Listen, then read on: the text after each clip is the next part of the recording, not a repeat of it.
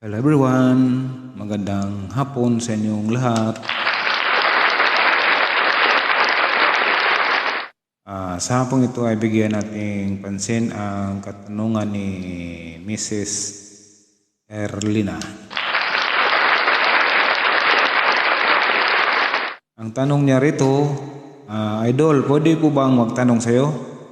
Bakit po ba mahaba ang buhay ng mga sinaunang tao kumpara sa bagong henerasyon ngayon?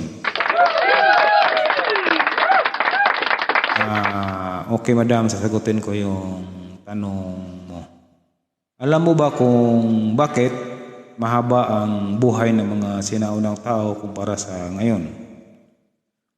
Ang mga sinaunang tao kasi ay ang ginagamit nilang lunas ay ang tinatawag na herbal medicine.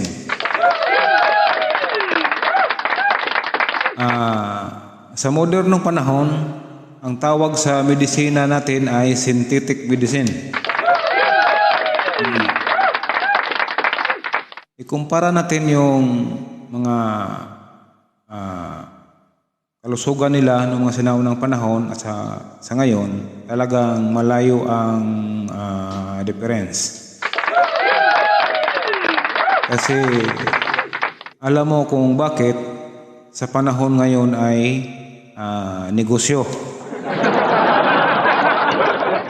Negosyo ang iniisip sa panahon kung paano kumita ng pera, paano makakalamang sa tao. Dati wala namang yung mga bakuna-bakuna.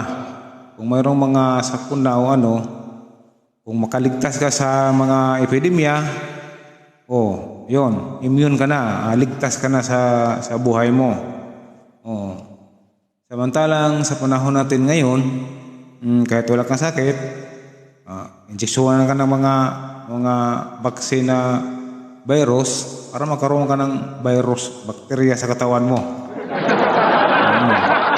Saka ka gagamutin. Sa unang panahon kasi, habang wala pa silang sakit, ay umiinom na sila ng mga herbal medicine. Samantala ngayon, sa ating panahon ngayon, magkasakit ka muna bago ka gagamutin. Kaya yan ang pagkakaiba ng panahon natin ngayon at saka sa sinaunang panahon. At saka sa unang panahon, pag nagluluto sila ng mga pagkain nila, ay talaga nakahanging lang sa apoy. Yung parang litson lang. Talagang pinapatulo nila yung mga taba na nila. Yun. Samantalang sa panahon na ngayon, puro sabaw ang ginagawa.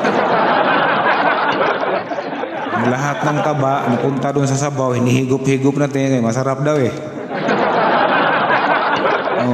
Kaya diyan nagkatalo yung panahon noon at saka ngayon Kaya bumaba ang lifespan ng tao ngayon. Sana naunawaan mo yung mga paliwanag ko, Idol. God bless everyone.